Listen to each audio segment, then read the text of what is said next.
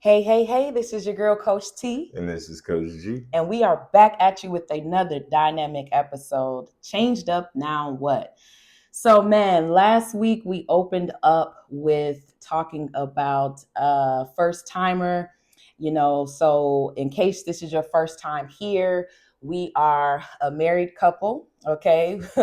We are a husband and wife team on a mission to help others obtain and maintain healthy relationships. So we are going on 20 years in the game and counting, and it's been a true blessing. So we have the perspective being on the single side as well as on the married side. Both sides have its pros and cons. And so we wrote a book about it called Fed Up, Changed Up, Now What? And what we're going to do for these next few shows is every week come at you with a new chapter, okay, every episode. And so we're going to get to that. But just to let you know, we decided to use our lessons that God has taught us, because we are Christian, but the lessons that God has taught us, and use it as someone's blessing. Like hopefully our lessons will be your blessings, and that we went through things so that you won't have to go through them. Right. So our motto here is that we believe once you have crossed over a bridge, you should turn around, hold out your arm, and help somebody cross that same bridge that once troubled you. So yeah. So are we ready? You ready? All right. So again, if this is your first time, the reason why a lot of the first chapters are about me is because that's the order that God gave us the book. And then after I finished put that first book out about all my business, it's like God had unctioned us to also put in there about the marriage, because some people think that once you get married, that is it. No, baby, that's when the real work begins beyond the wedding. Okay. So we're going to get to that part, but we got to take y'all on a journey first. All right, so this week's chapter is called Green Eyes, Black Lies. And I'm just looking at my notes. Green Eyes, Black Lies. So what had happened was, remember last week I said I had left Georgia, went back to Ohio, my hometown, because my friend that graduated a little bit before me was telling me how fun it was to be getting, drinking and having sex and stuff like that. So this was when I went up there. And one of the girls, I had been working at this restaurant since I was 16. So now I'm 18 at this point. And one of the girls there, we got real tight. We got real cool. She was kind of quiet, but kind of a little bubbly at times, but mostly quiet. So, I wasn't getting paid much at this job, like $6.15 an hour, right?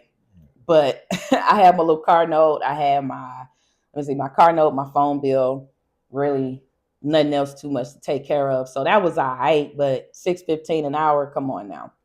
So she would offer me a little money to run her errands at night. So I would take her to sometimes, like, we go get something to eat, like from Taco Bell or something like that. And she would pay me good gas money to take her to her side piece house.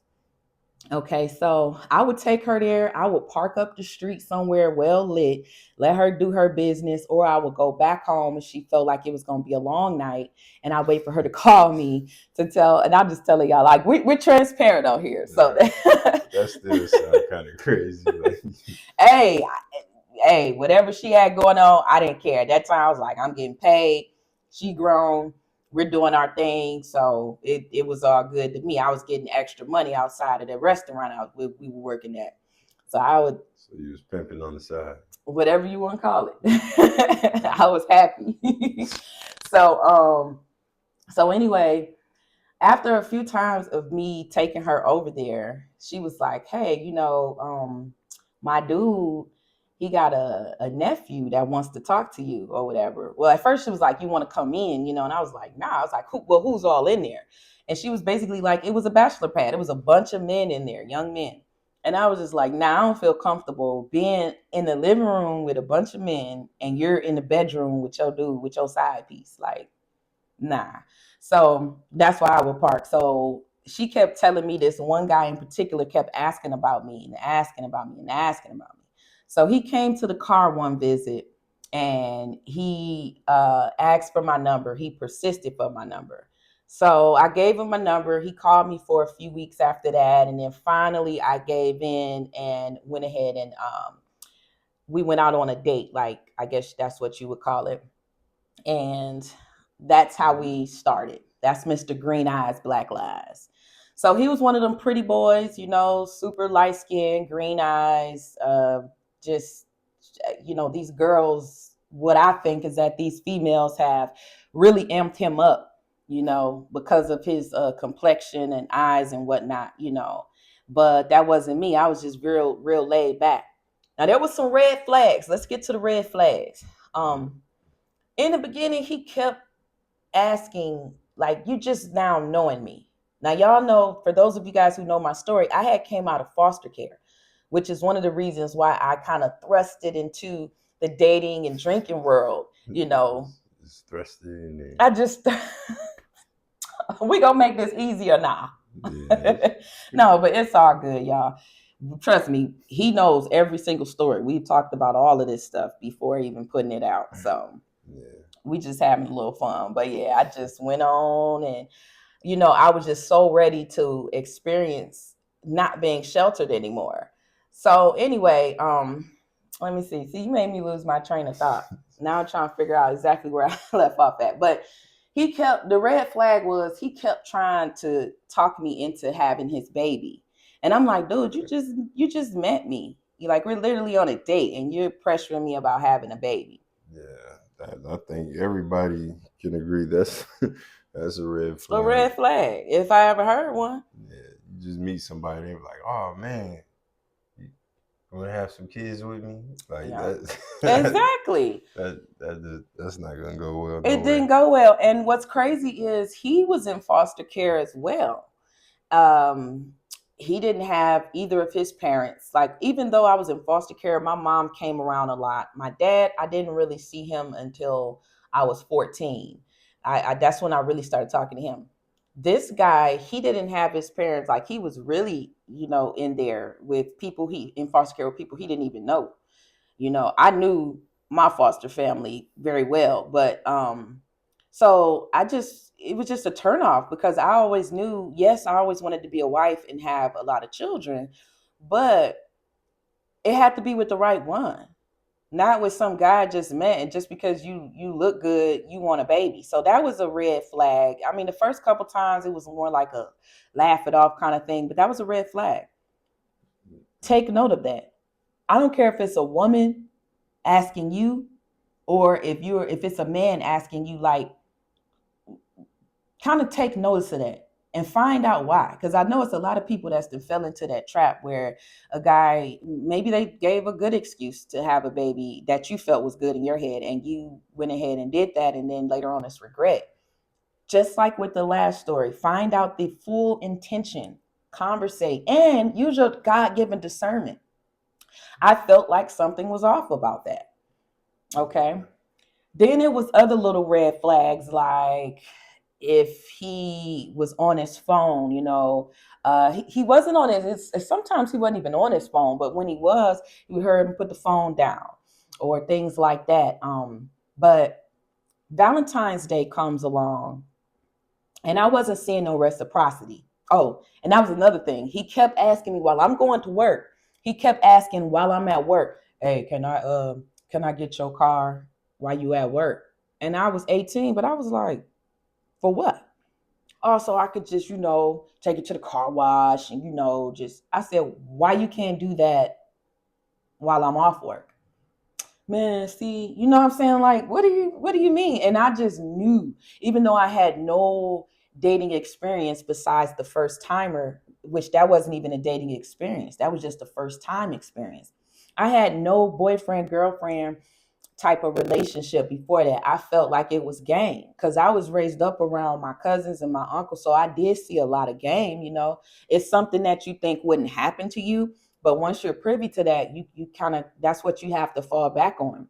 Yeah, I think that's probably one of the most major issues was going on now is game. Even I just feel like everybody's running game on everybody.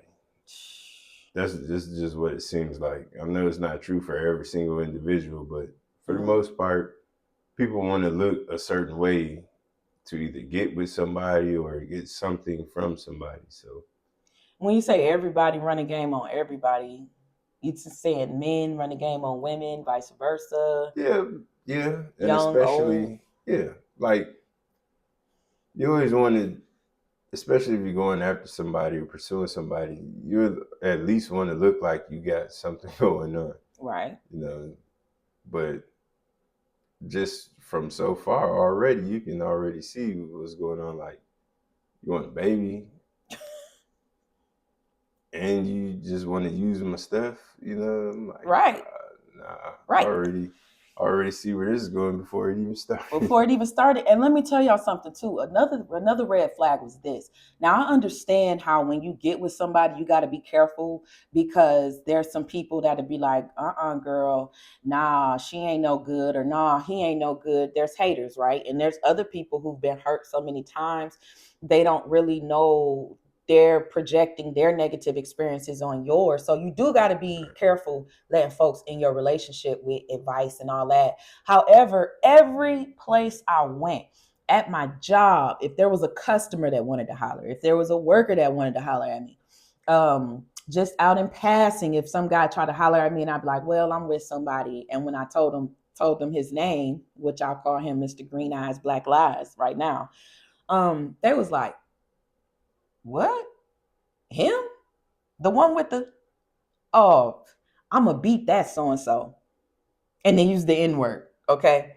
And I kept wondering why does everybody I come in contact with say that they got beef with him?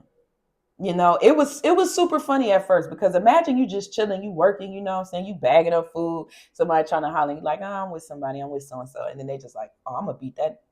You know what I'm saying? It was just funny at first. Never did I realize it as a red flag. Think about it this way: everybody cannot be wrong. If you keep hearing the same thing about somebody, you need to take a step back and reassess that situation. Because sometimes, you know how they say love is blind or whatever? And sometimes lust is blind, love is blind. And sometimes your heart, like if you got business about yourself and you're a good hearted person, just as an example, sometimes you're not thinking in the mind of a person that's trying to run game or that's got something going on, you know. All right, but But that could jeopardize even your own safety, especially if everybody you yes, meet want to do something to them. true, You don't want to be around when they decide to actually catch up to them and do something. true. That could have jeopardized my safety, and if you're in that situation, the same thing. So everybody cannot be wrong. All of these people did not know one another. These were different random people that said that they had beef with him. Okay, so it was some stuff he had done in the past or whatever, and it could have been a week ago before we met. I don't know, but it was that kind of thing. So Valentine's Day comes around, and I started seeing no reciprocity. I was the one always taking him places. I was the one always picking him up and buying certain things, because we was smoking and drinking and stuff like that. It was always on my dime. And the fact wasn't about materialistic things, but the fact was this is a day that reminds you of your boo thing, your whoever you in love with or that you're with. So if he doesn't get me something to show this gesture, I'm done. His excuse was he doesn't celebrate holidays. Now, he is not a religious man, by the way. Okay, he's not a religious man, but that was that was the excuse he tried to say. His brother and his girlfriend, they liked me. And later on I found out that his brother, they got tired of his crap because he was doing some trifling things to them too when he was staying with them. But they told this boy, like, you better buy this girl something because she doesn't seem like them other girls that you've been bringing. So he got me like a single rose and a card. Didn't spend Valentine's Day with me. I found out later because we was in a small town. He was at the hotel with another young lady. Okay. So that's what happened there. So once I had found out all of this stuff, needless to say, it was a wrap. Okay. Now later on, y'all, in the chapters coming up, I did circle the block. I did circle the block right when I was getting ready to leave town and start afresh. Here he comes. Ain't that just like the enemy? As soon as you're trying to get some business about yourself and start fresh. So, but we'll talk about that the next time. what I want to do, what I want to leave you guys with for that lesson. And yeah, in the book, after we explain what happens, there's a lesson and blessing in every chapter at the end, and a little workbook area for you to reflect on your own life or something that you learned from the chapter. But the lesson was basically, his actions defined his true character, proving that what everyone was saying about him was true. Pay attention to others' opinions. They are often more correct than looking through a love tinted glasses. After all, everybody cannot be wrong. So I learned not to give too much too soon. There was a lot of things I had learned, and that even though a person's mouth may be saying something, really trust that discernment, you know. But we got to hit y'all up with a scripture. This is why Proverbs, if you are trying to build your relationships or friendships up or whatever, I don't care who you are. Everybody could use more wisdom. Go to the book of Proverbs. It is good for your soul. Okay? It is good. So, Proverbs 13, chapter 13, verse 20 says, "He that walketh with wise men shall be wise, but a companion of fools shall be destroyed." Okay? Again, Proverbs 13:20. Now, I'm not going to say, oh, girl, that took me to go meet him or whatever, that I was ripping and running around. I ain't going to say she was a fool, but she was doing foolish things. She was a very sweet girl, but she was doing foolish things. She had a man at home. I was taking her to see her side piece, which that could have been dangerous for me as well. You know, the only thing that probably could have saved her was her dude didn't have a car at the time. But who's to say he can't say, okay, she keeps sneaking out at this time. I'm gonna have a friend of mine drive me. Like that could have been a lot of things, me following after foolishness. But she's going into a house with a bunch of men. And from what she was telling me, because I was asking a lot of questions. Anybody that knows me know I ask a lot of questions. I'm very inquisitive, okay? I was asking what were they doing in there. And from what she was telling me, they weren't doing anything in there. And they were stirring up trouble around the neighborhood and this and that, from time to time. So it was just something that I should have been like, you know what? Yeah, the money's good and all and whatever, and I'm doing you a solid, but I'm just not on that. So you got to be careful around about who you hang with, who you associate yourself with, because I mean, I always believe in there's a diamond in the rough. But what was I thinking to think that, okay, somebody in that house can actually be ready for marriage and wanting to have a family and be faithful. All right. And that's another thing. Sometimes you want something so badly that you'll see it even if you don't see it.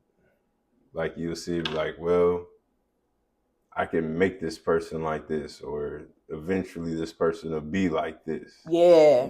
So Yep. that never works out. You can't Yep. control people. People only control themselves. Yeah. And I did have thoughts like that. But like he said, now let me tell y'all something. My mother, I didn't think she was able to give me any type of relationship advice at all because of her relationship situations, but she didn't like him. She didn't like him from the beginning. Now, I was a tomboy. In school, I did basketball, track, and cross country. So by him being my first real boyfriend, I thought like everybody was going to be happy. My mother did not like him at all. And she was like, dear, she was like, he's too pretty. You need an ugly man. Somebody that's going to, I said, an ugly man? Come on, mama. She said, no, you need somebody that's ugly because he going to be faithful to you. He ain't going to, I said, mama, I got to at least be able to look at the man. I ain't finna do all that. But that's why I was kind of leery about accepting advice from my mama because stuff like that. But one thing about it, she said he was too quiet and he was too pretty. She was like, you don't want a man that's in the mirror longer than you. And she was like, he's too quiet. There's something about that boy I just don't like. And it wound up being true. Right. So again, y'all, everybody can't be wrong. Okay. So don't worry. There are more details about him as we go along further. Do you think that I should have seen the game coming a long time ago, right when old girl was inviting me over there, or just on the first date? Yeah, I would have looked at it as, but it came up a little bit different. But a house full of people that's doing nothing, that's nah. Well, I mean, I'm a diamond in the rough. So that's why I Right, always give people the benefit of the doubt. right. There's a such thing as that, but can I have your baby? Yeah. Yeah, that's true. You know absolutely nothing about this person. So Right. that right there, I'd have been like, nah, this that's a thirst I've never seen before. My man's was A desert. baby. Yeah. And y'all, he tried to give me, when I asked him why, see, he wasn't used to women asking why. He said it was because if something happened to him in these streets, he would have a piece of his bloodline still left behind to carry on his legacy. I told him, boy, you need to stop watching Baby Boy. Right, That line came straight out of the movie Baby Boy. right. It's, either way you slice it, it's still foolish It's still foolish. because it's like, all right, well, you pretty much said you don't expect to be here that long, Right. and you're gonna leave me with the burden of bearing a child by myself. Yeah. Yeah, Yeah. I'm so glad I did not fall for that. So, ladies, y'all heard a lot tonight. And fellas, you have as well. I think you both can pick up some gems from that. So, and my husband has a whole thing about people wanting something too bad. So, yeah, it's just a good rule of thumb to go by. Watch out for them people that want something too bad from you. right. There's always a reason. If they want you to do something so bad, Mm-hmm. the reason is usually gonna benefit them way more than you. Oh my goodness, it's crazy. Yeah, Yeah, it's rare and far in between that somebody actually wants you to do something that's good for you. right, But right, it does happen right. sometimes. And I know some guys that will get girls pregnant because they wanted some type of control over them. They know you got to deal with that person for life. That's selfish, like you said, benefiting that person more than you. So. Right. All right, guys. Well, that is it for today's episode. Y'all make sure that y'all join us the next time. The next episode is called Zodiac Maniac. Why don't you put in the comment section what you think about that? What you think that's gonna be, or what did you learn from this one that we spoke about on tonight? Don't be a stranger. Don't forget to like, subscribe, share, get the word out as we are coming on this YouTube platform and Spotify. Get the word out for us. Right. All right. Well, I know when my husband do that, that means it's time to go. So anyway, if you guys would like to reach out to us, we're always going to leave the information link down below with our website. Okay. We are relationship coaches. If you would like us to speak on your platform or anything like that, or if you would like a copy of the book, we're going to leave everything linked below. And remember, it is not until you are truly fed up that you will change up. But after you've changed up, then what? We'll see you next time with more inspiration. Peace. All right.